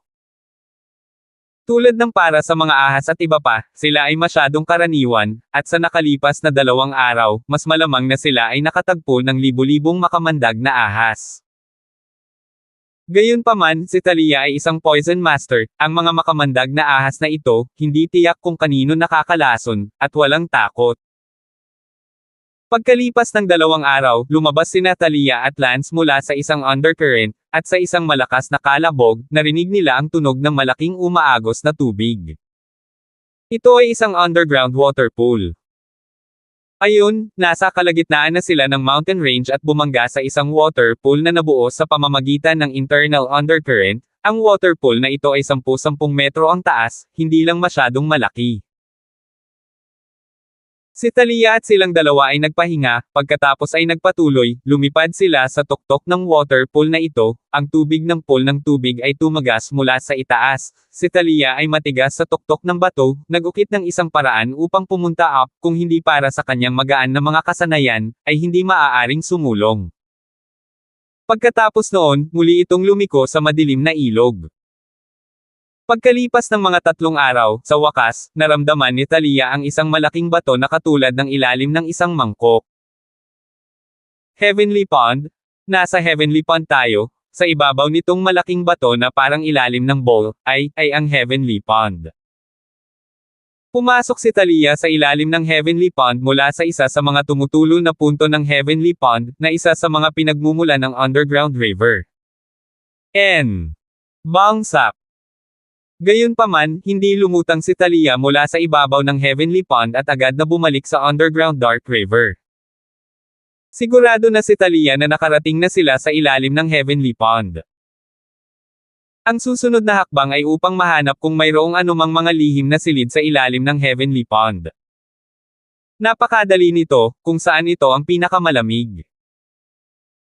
Pagkatapos ng isang araw ng pagsisiyasat, nag-lock si Thalia sa isang direksyon at pagkatapos ay naghukay sa direksyong iyon, naghuhukay ng halos 50 metro, at sigurado, nakakita sila ng 1,000 taon ng malamig na yelo, na may puting bulaklak ng lotes na nagyelo sa gitna nito. Ice Crystal Snow Lotus. Ito talaga ang Ice Crystal Snow Lotus. Tuwang-tuwa si Thalia na malapit na siyang umiyak. Pagkatapos ng napakatagal na pagsisikap, sa wakas ay pinahintulutan siyang makita ang Ice Crystal Snow Lotus. Si Thalia ay hindi pa bigla-bigla, ang 1,000 taon ng malamig na yelo ay hindi madaling masira, at hindi madaling makuha ang Ice Crystal Snow Lotus na nagyelo sa loob. Ngunit hindi rin ito mahirap. Ginamit ni Thalia ang kanyang panloob na puwersa at unti-unti itong natunaw, bagamat ito ay mabagal, ngunit kahit papaano ay natunaw niya ito. Pagkalipas ng 5 araw, hindi nagbunga ang kung fu, sa wakas ay natunaw ni Thalia ang 1 metrong haba na daanan mula sa 1,000 taong gulang na malamig na yelo. Ang Ice Crystal Snow Lotus ay malapit na sa ibabaw. Dahan-dahan, iniunat ni Thalia ang kanyang kamay at kinuha ang Ice Crystal Snow Lotus sa kanyang kamay, napakalamig, napakalamig. Munting lingkod, halika rito. Ate, ano ito? Ito ang Ice Crystal Snow Lotus, kainin mo agad. Wow, ang lamig naman, paano ko kakainin? Kahit gaano kalamag, kailangan mong kainin. Sa ilalim ng panggigipit ni Thalia, kinain ni Lance ang karamihan ng Ice Crystal Snow Lotus, ngunit ang huling 3 bahagi nito ay si Lance ay talagang malamig at namatay sa pagkain nito. Si Thalia ay walang magawa, hindi nasayang, siya mismo ang kumain ng iba. Gaya ng inaasahan, ang pagkain ng Ice Crystal Snow Lotus sa kanyang tiyan ay parang tumigas ang kanyang tiyan, hindi nakakagulat na si Lance ay naghihingalo na hindi ito kainin. Go! Agad na hinawakan ni Thalia si Lance sa kamay, ngayong nakuha na nila ang Ice Crystal Snow Lotus, habang hindi pa rin alam ng Heaven's Gate, ito ay masyadong nakakapresko. Pagkatapos ng 1 araw, narating nina Lance at Thalia ang ilalim ng bundok at lumabas mula sa bukal sa ilalim ng pool ng tubig mula noon. Ah! Sigaw ni Thalia, mula sa pagpasok nila sa ilalim ng madilim na ilog hanggang sa paglabas ngayon, eksaktong 12 araw na, sa loob ng 12 araw na ito, nasa madilim na ilog sila sa loob ng bulubundukin, masasabi nilang na hindi pa nakita ang liwanag ng araw, ngayon ay nakita nilang muli ang liwanag ng araw at kinain ang pinakadakilang kayamanan ng Heaven's Gate, ang pakiramdam na iyon, napaka-refresh. Ate, gutom na gutom ang munting alipin. Gutom na rin si ate, tara na, umalis na tayo dito at humanap tayo ng lugar kung saan tayo makakain at makakatulog ng mahimbing. Oo, sa wakas makakain na tayo ng hapunan. Siya, huwag kang maingay, baka sakaling maakit ka. Thalia at Lance, umalis sa loob ng 1,000 kilometro mula sa Heaven's Gate sa bilis ng apoy, at dumating sa isang lungsod na 1,000 kilometro ang layo. Ang mga epekto ng Ice Crystal Snow Lotus ay hindi nagsimulang lumitaw hanggang ngayon. Naramdaman ni Thalia na ang kanyang panloob na lakas ay hindi maihahambing na mas makapal, hindi bababa sa 10 beses na mas makapal kaysa sa dati, at ang kanyang martial arts realm ay nakapasok na rin sa tuktok ng Unity Realm Perfection. Sa pagtingin kay Lance, ang panloob na lakas ni Lance ay hindi maihahambing na mas makapal, kahit na mas makapal kaysa sa kanya. Forget what they doing, keep on doing.